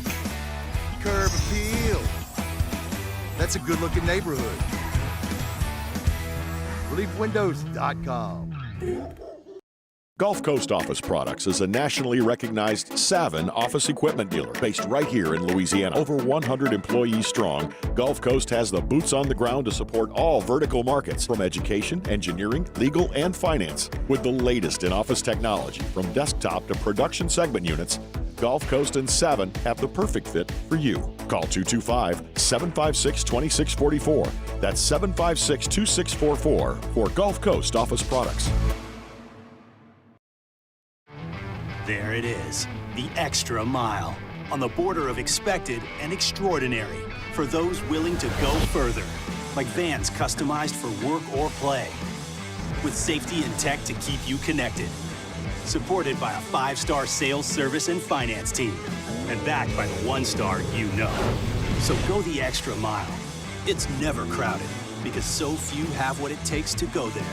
Mercedes-Benz Vans.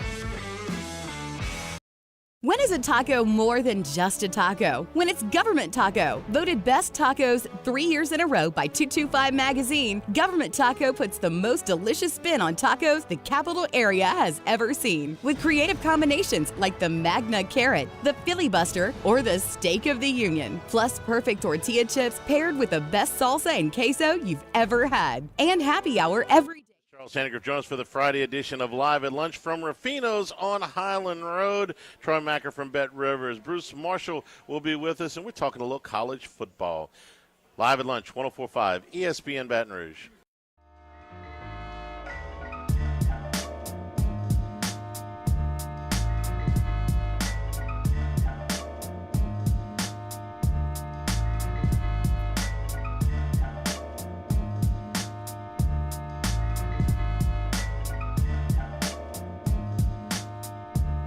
You're listening to Hunt Palmer on 104.5 ESPN Baton Rouge. Going to catch up with Koki Riley here shortly. Covers LSU for the Advertiser, part of the USA Today network, and wrote a cool story earlier this week about Dylan Cruz and his hitting coach and kind of how that relationship has blossomed. And it's interesting because, like, when who was it that took over? It was Sean Payton was asked with the Broncos about like Russell Wilson working with his individual coach and all that stuff. He's like, that's not gonna play here. Like, we're not doing that. And you think about like Dylan Cruz having his own hitting coach and what Jay Johnson would think about that, because clearly Jay Johnson's an offensive guy. Like, he wants to do his coaching on the offensive side, but you got a talent like Dylan Cruz, and they believe in what his hitting coach is teaching, and Jay Johnson kind of went along with that. And I thought that was a really cool aspect of the piece that Koki wrote earlier this week. Koki also lives in Cape Cod, or is from Cape Cod, I believe. Was up at a Cape Cod League game yesterday. Chatham is at the field he was at, and I know that Griffin Herring and Tanner Reeves, who's a transfer from junior college that LSU has from Blinn College, are playing for that team. So I want to get a little update on that from Koki, but hopefully we can catch up with him here in the next segment. I'll kind of flip-flop the segments that I had Koki here, and then in the next segment, I wanted to talk about something that is getting under my skin a little bit for no reason. I should just not pay attention to it, but it's dominating the national news, and it just irritates me a little bit. Are y'all aware of what's going on with this Damian Lillard thing? Like, I would not pretend to be an NBA expert, certainly not an expert on max contracts and all that goes into that. I have a reasonable handle on it, but I don't understand all of it. But basically the nuts and bolts of this thing with Damian Lillard are he could sign for $50 million a year with Portland because he had been there and you can sign the super max, or he could become a free agent and go sign somewhere else for about 40. And so what he did was sign with Portland, sign the extension for the max deal, the max amount of money he could get, and then he said, oh yeah, by the way, now that I have the most amount of money I can get via Portland, you now will trade me, and I will take the $50 million from someone else. I want the $50 million, and this is the only place I can get it, so I will take that, and I will demand that you trade me somewhere else. And oh, by the way, you can't just trade me anywhere. You will trade me to Miami. And his agent has gone to Portland and said, don't trade him anywhere else. The only place that's available is Miami. And the Heat are looking around going like, okay, we can send you Tyler Hero and some second rounders. How's that sound? Well, if you're Portland, that sounds terrible. That sounds like a franchise-destroying move. I've got a generational player. He's the face of the franchise. He's fantastic. He signed for the Supermax deal, the $50 million. We're trying to put as good a team around him as we can, and we can't do it to his satisfaction, so he's just going to pout until we send him exactly to Miami. Like, there's something wrong with that. Yes, there are situations in Major League Baseball where you just put a no-trade clause in, and there are only so many places you can go if you earn that and you negotiate that into your contract. But the NBA, in an effort to help the small market teams, to incentivize stars to stick around, said, well, the only people that can pay you the max is the team that drafted you and that you've played for. And these guys are like, well, I don't really want to play here anymore. I don't want to play for Portland. I don't want to play for New Orleans. I don't want to play for Orlando. But I do want to, get the $50 million. So I'll just sign for the $50 million and then demand a trade. Or I just won't play anywhere. I won't be happy anywhere else. Like, I get it. These guys are phenomenal, and there's a point of leverage there. But, like, at a certain point, like, don't you have an obligation to play for the team that you signed the contract to play for? Right? And they just don't see it that way. And I just think that's a problem for the NBA that's got to be worked out at some point. Because you can't have guys signing contracts to play for teams that they have no intention of playing for and then just demanding they go elsewhere. I don't understand that, but it is what it is. Not for me to understand, I guess. Let's head out to the Jim's Firearms Hotline. Koki Riley covers LSU for the Advertiser, part of the USA Today network. And he joins us now. Koki, thanks for the time. How are you? Doing great. How's it going, Hunt? Going well. You saw some Cape Cod action last night? Yeah. I'm back home on Cape Cod for the most of this month. Getting out of the Baton Rouge heat, seeing some family. I'm actually from here, so I'm actually in my childhood home right now as we're doing this call. So, it's seeing some Cape League action. I worked in the Cape League for a while. I'm I know the league pretty well, so it's always great to come back home and see that stuff. So it's great. I saw on Twitter you said that it was Chatham's Field you were looking at. I certainly wouldn't know that unless you said it, but I know that the Griffin Herring and Tanner Reeves play for him. Did either one of those guys show up last night? I don't think Herring is down here yet, and I'm not 100% sure if he will come down here at all.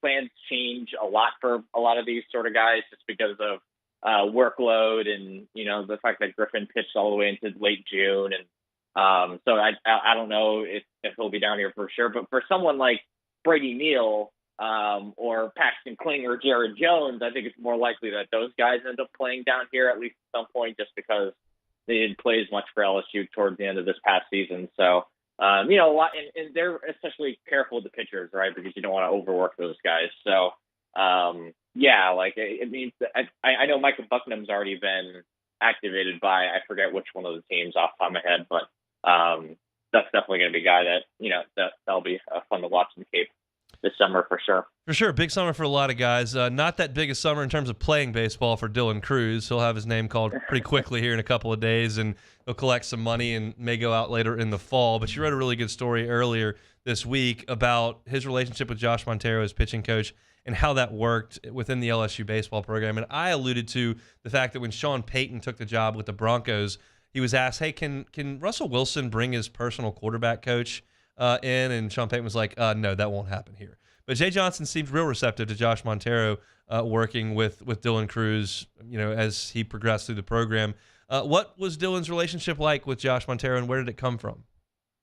Yeah, the relationship sort of started with they had a mutual friend, and Mo Pesci, who has been written about a decent bit by Leah, did a whole story on Pesci. I don't know, MLB.com did a whole thing on Mo Pesci, and he was sort of the childhood hitting trainer for Cruz growing up. I mean, 9, 10, 11 years old, really old school sort of training techniques, hitting ping pong balls, hammering, swinging sledgehammers to improve the strength of his wrists, all that really cool old school stuff. Mo Pesci sort of installed into Dylan when he was growing up, and Montero knew Pesci. I think part of it was because I didn't have this in the story, but Montero's kids trained under Pesci as well, so they kind of had that mutual relationship. And then I think Dylan, I'd say around his senior year of high school, was looking for a new hitting coach, a personal hitting coach, and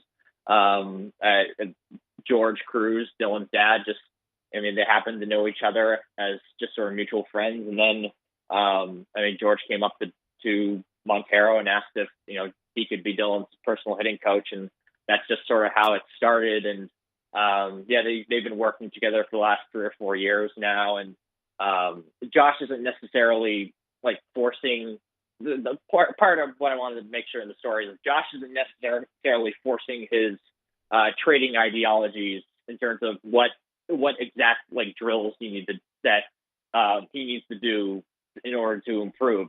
His role is more about enhancing the work that LSU has tried to do with Dylan when Dylan's back home in Florida, right? So that's a big part of their relationship, and also the mental aspect of the game, and creating that focus and all that sort of good stuff as well. And they have a very unique relationship where it's loving, and it's sort of like a father-son bond, brotherly bond, but they're also really, really intense at each other.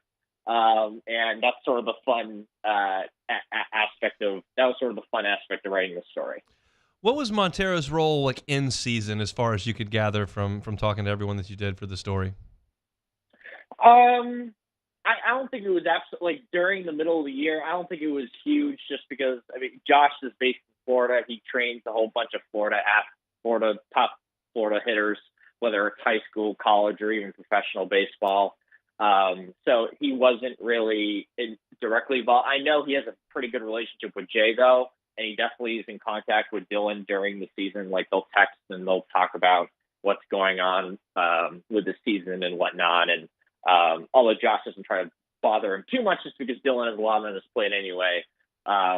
So, yeah, it's they're definitely in contact during the season to a degree. But I wouldn't say that Josh is like a quasi assistant coach with LSU.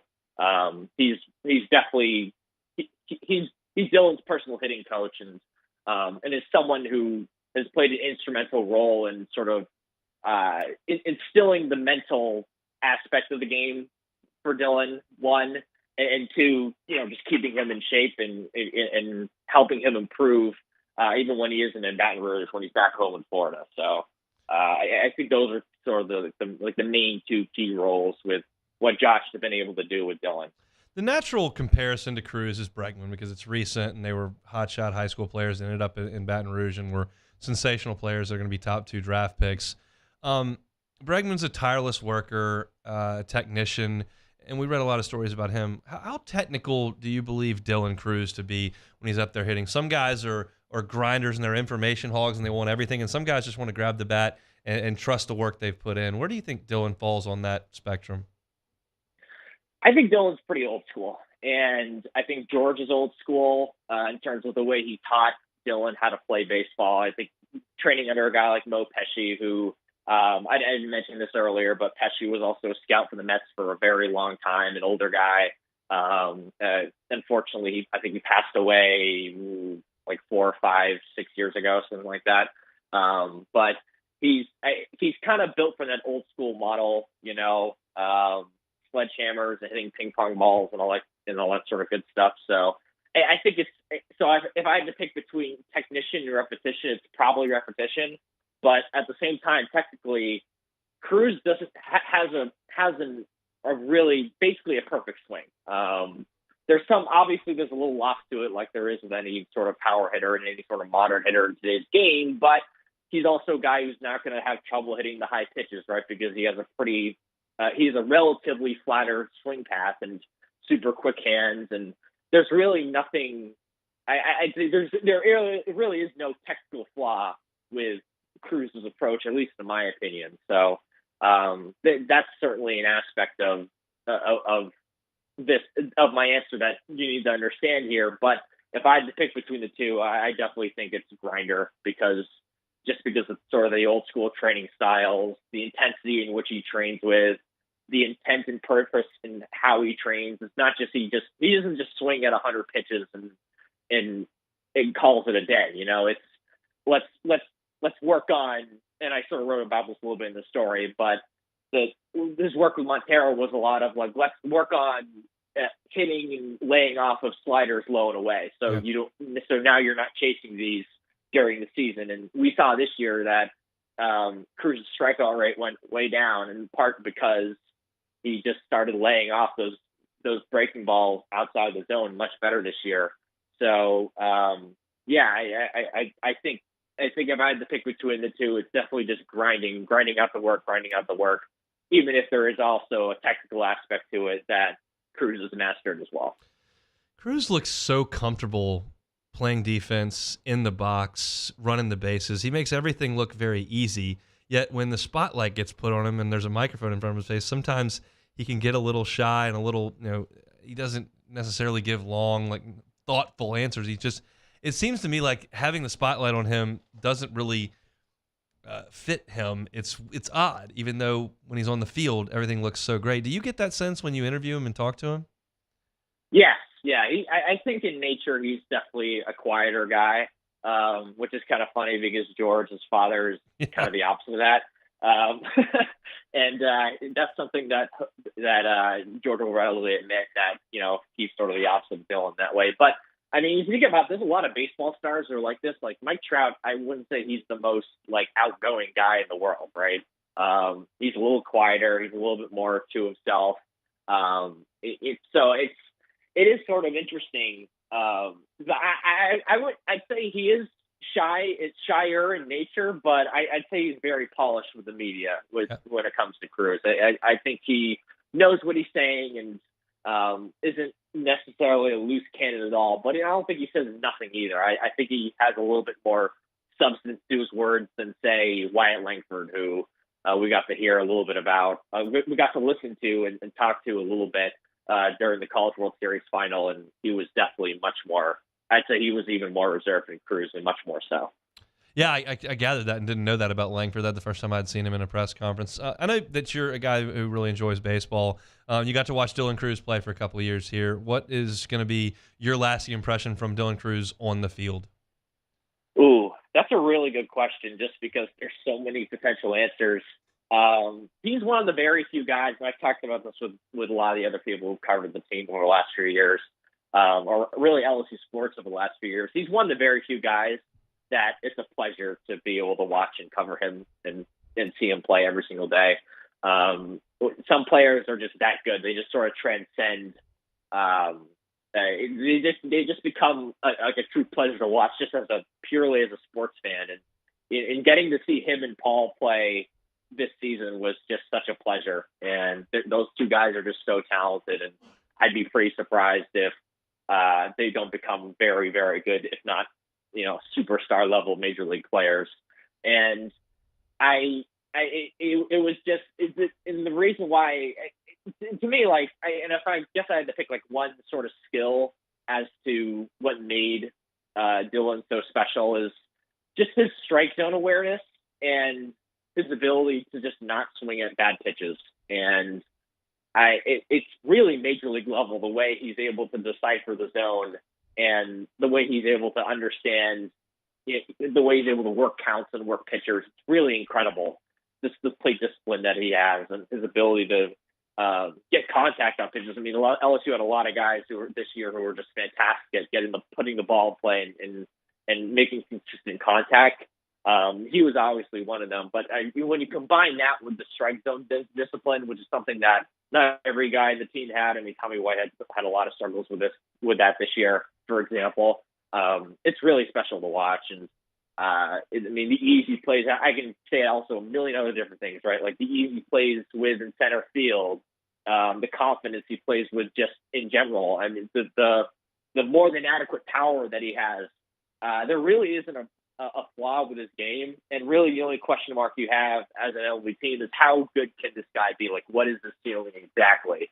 Because if the ceiling and his talents can take him to that Mike Trout level, then he's the no doubter number one pick in this draft. But that's not 100% given. I guess if I had to come up with a reason why you wouldn't pick him number one outside of just money, that would be it. But he's such a special player, and it's going to be hard to see how LSU can replace a player like him and a player like Paul, right?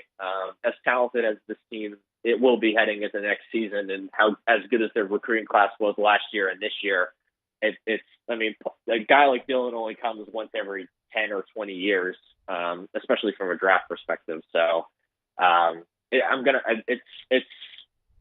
gonna be weird watching them play next year without him, for sure. Well, I don't know what the temperature or the humidity are in Cape Cod right now, but I can tell you what they will be when you come back and go to football practice in a month and a half. So enjoy it up there, all right?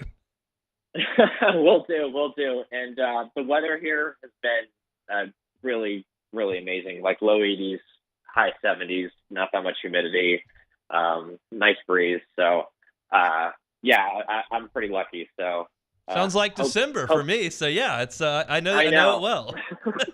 Exactly, it is December. It's basically December in Baton Rouge. So I hope y'all are hanging in over there, hanging in down there, because I know it's getting really, really rough with the humidity down in Baton Rouge at the moment. We'll be just fine. We appreciate it, Coakley.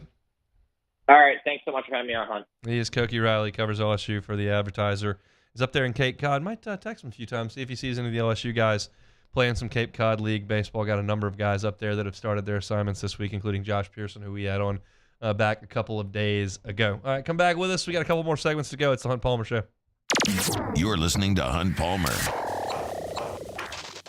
In times of need, get a full list of phone numbers, websites, and other important emergency information on the Demco Stormwatch page at 1045ESPN.com.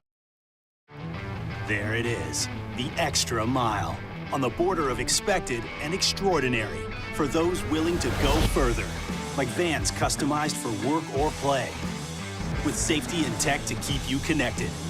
Supported by a 5-star sales, service, and finance team. and backed by the one-star you know. So go the extra mile. It's never crowded because so few have what it takes to go there. Mercedes-Benz Vans.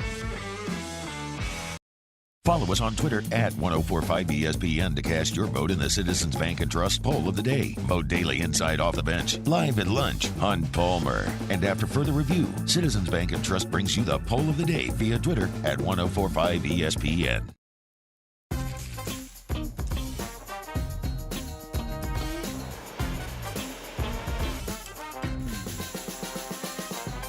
The best kept secret in town is out. Discover Tallulah at the Renaissance Hotel on Bluebonnet.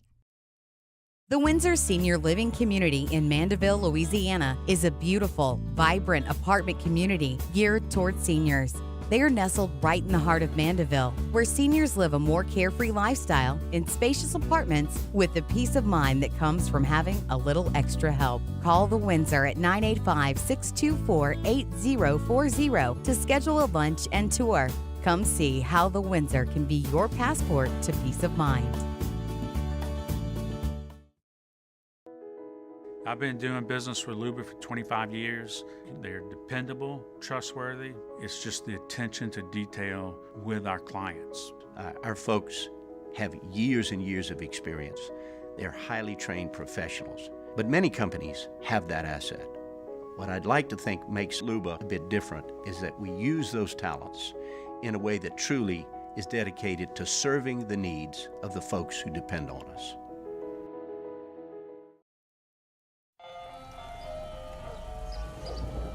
Hey there, little buddy. What's the matter? What's the matter? My windows, siding, and my door. That's what's the matter. Relief Windows can fix all of that. I got you. Pop, pop. What's up? Oh my gosh, look! Curb appeal. That's a good-looking neighborhood. ReliefWindows.com. Gulf Coast Office Products is a nationally recognized Savin office equipment dealer based right here in Louisiana. Over 100 employees strong, Gulf Coast has the boots on the ground to support all vertical markets, from education, engineering, legal, and finance. With the latest in office technology, from desktop to production segment units, Gulf Coast and Savin have the perfect fit for you. Call 225-756-2644. That's 756-2644 for Gulf Coast Office Products.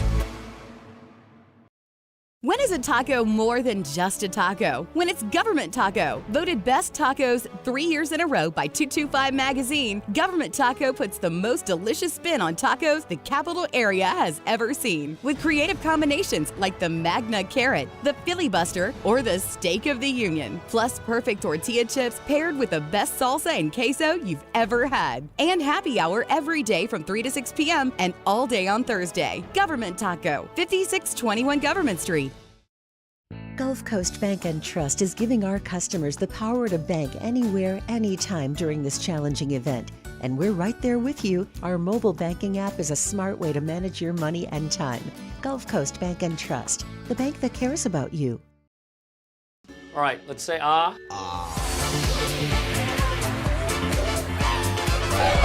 Matt Moscona inviting you to join us for Thursday's AFR, presented by the Aesthetic Medicine and Anti-Aging Clinics of Louisiana. A surprise #1 pick in the MLB draft? Brian Sikowski of Perfect Game thinks so, and he'll join us 3 to 6, 104.5 ESPN Baton Rouge.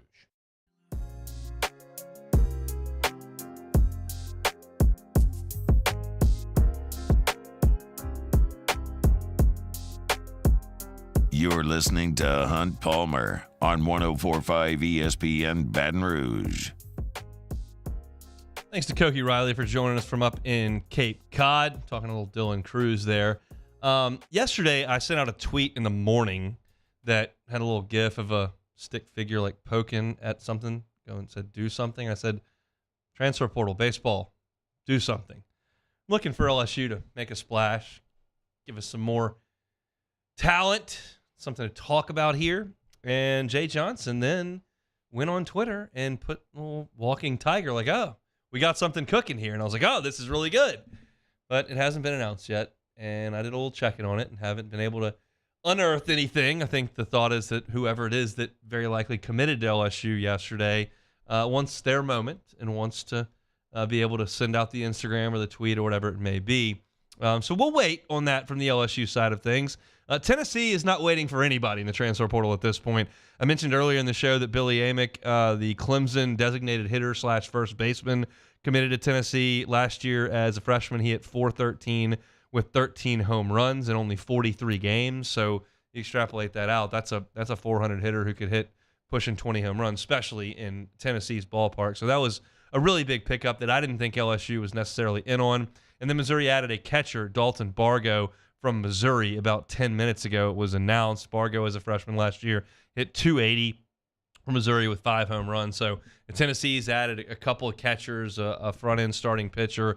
Tony Vitello doing work in the transfer portal, as you would expect that he would. It's a team that was ridiculously loaded 2 years ago, kind of took a step back this year, and they're going to have to replace a lot of that pitching. You're going to see Chase Dollander move on. You've already seen Chase Burns move on, Seth Halbertson, Cam Sewell. So Halverson, Cam Sewell, they've got some significant losses on the pitching side, where that staff was pretty much all back outside of 2 guys last year that had moved on. Drew Beam, we'll see, should be kind of a front end of the rotation guy for them, and they've certainly got some talent, but they're making some waves in the transfer portal, and there's no question they're going to be a force. And now they've announced that huge stadium renovation. Tennessee is making a huge stadium renovation. Auburn is taking a huge stadium renovation, and you're going to get to a point here where the only schools that are spending any money on their baseball facilities are in the SEC, and they're going to be spending some NIL money as well, and the transfers are going to pour in, and you're going to get as regionalized as possible. And I don't like that for the game. I'd rather Fullerton and Stanford and Oregon State and Arizona and some of those teams show up, and I wouldn't mind every once in a while if a Kyle Schwarber Indiana team showed up and was good. And I think there's some benefit in that down the stretch. I don't need the SEC Invitational moving from Hoover to Omaha, but that's kind of what we've got, and I don't see that changing anytime soon, especially with the fact that Texas and Oklahoma, who were both in Omaha last year, Oklahoma played for the championship last year. That just adds 2 more teams to the situation, and at the same time weakens the Big 12. So it's just the nature of the beast at this point. It is what it is. No use pouting over it. But Tennessee doing a really good job in the transfer portal. I have full confidence LSU will follow suit very quickly in the transfer portal, and we'll add some guys here in the coming days, and certainly we'll find out more when the draft comes in. I'm excited tomorrow to spend a lot of time on the draft. We're going to get a draft expert in here to talk about what he thinks about the top of the draft with Cruz and Skeens, and kind of what the thought is in the industry at this point on those 2 guys. And then I'll dive into LSU's roster and signing class. We'll give you kind of my probabilities, where guys are leaning. I've done a little digging on that, and I kind of have a good feel of what the anticipation is. But there's always surprises. I mean, there were some guys last year. Michael Kennedy signed last year, and I didn't necessarily think that was coming. I did not think Chase Shores would be in Baton Rouge last year. Brady Neal, I thought, was kind of iffy, and then we had him on the show, and he was like, I don't really care. I'm coming to LSU, which was cool. So you just never really know until the dust settles in the draft. Some guys say, hey, we're going to take this amount of money, and they get offered significantly less, but it's still a lot of money, and you jump at it. And sometimes guys stand firm that you thought would take first-round money or second-round money, and all of a sudden they end up in Baton Rouge. So full a show of that on Friday and on Monday once a little bit more of the dust has settled. So excited to get into that. And look, we're 2 weeks away from media days here, folks. So football is close enough to reach out and touch it. We talked a little football in the first hour of this show, and we'll certainly do that more as we move forward. We got one more timeout to take. We'll come back with some Take It or Leave It, and we'll get on down the road. Hunt Palmer Show. You're listening to Hunt Palmer. Our listeners fire off their opinions on the jimsfirearms.net hotline at 499-1045. Keep listening for your next chance to shoot us your thoughts with the jimsfirearms.net hotline on 104.5 ESPN Baton Rouge. When is a taco more than just a taco? When it's Government Taco. Voted best tacos 3 years in a row by 225 Magazine, Government Taco puts the most delicious spin on tacos the capital area has ever seen. With creative combinations like the Magna Carrot, the Filibuster, or the Steak of the Union. Plus perfect tortilla chips paired with the best salsa and queso you've ever had. And happy hour every day from 3 to 6 p.m. and all day on Thursday. Government Taco, 5621 Government Street.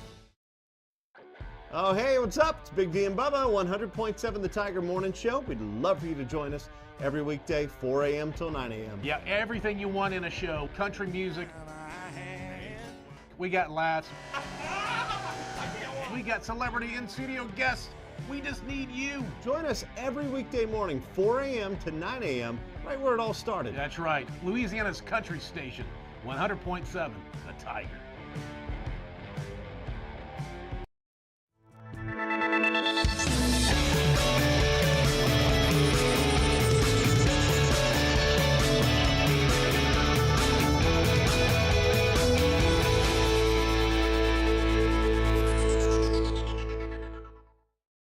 Gulf Coast Office Products is a nationally recognized Savin office equipment dealer based right here in Louisiana. Over 100 employees strong, Gulf Coast has the boots on the ground to support all vertical markets, from education, engineering, legal, and finance. With the latest in office technology, from desktop to production segment units, Gulf Coast and Savin have the perfect fit for you.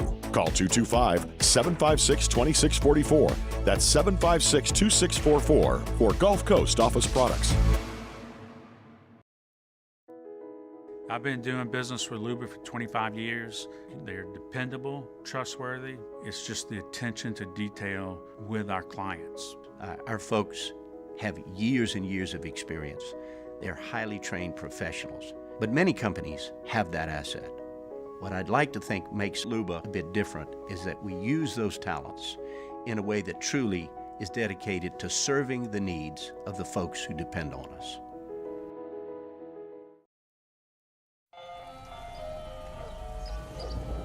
Hey there, little buddy. What's the matter? What's the matter? My windows, siding, and my door. That's what's the matter. Relief Windows can fix all that. I got you. Pop, pop. What's up? Oh my gosh, look! Curb appeal. That's a good-looking neighborhood. ReliefWindows.com.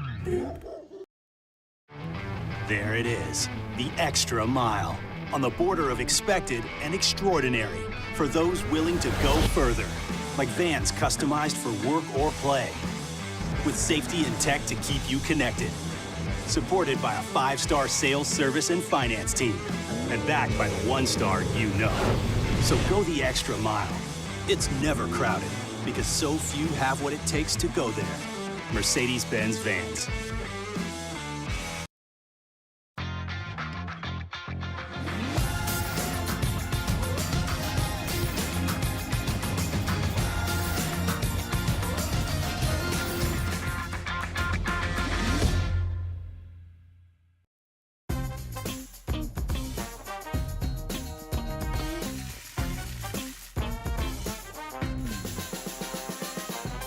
The best kept secret in town is out. Discover Tallulah at the Renaissance Hotel on Bluebonnet.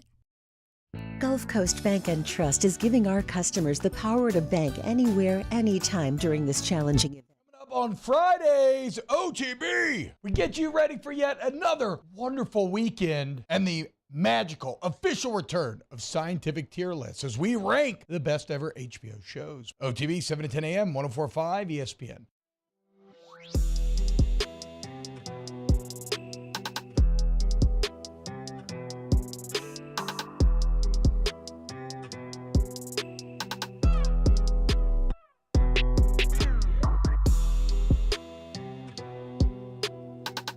You're listening to Hunt Palmer on 104.5 ESPN Baton Rouge.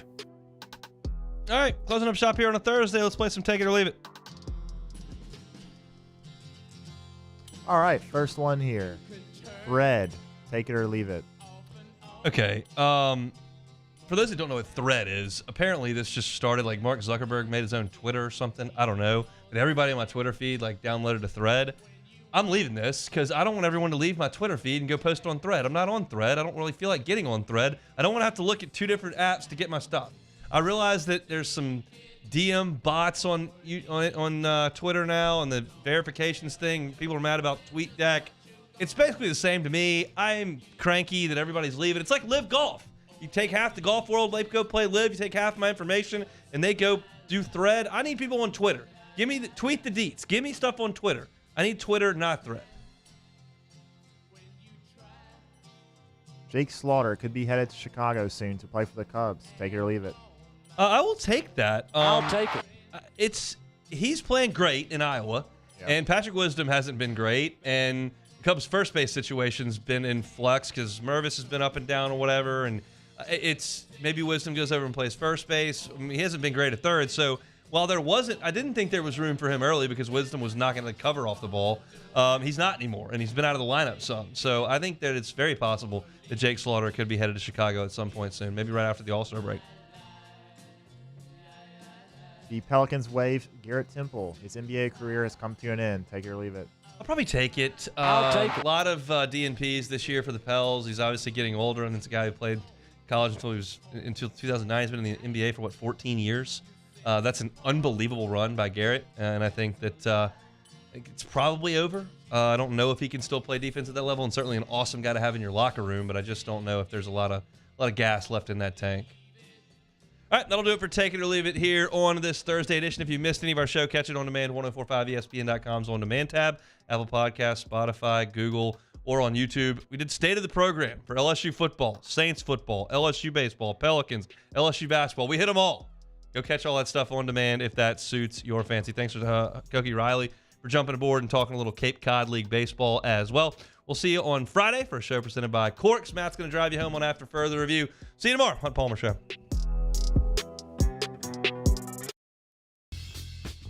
This summer, retirement is a state of mind.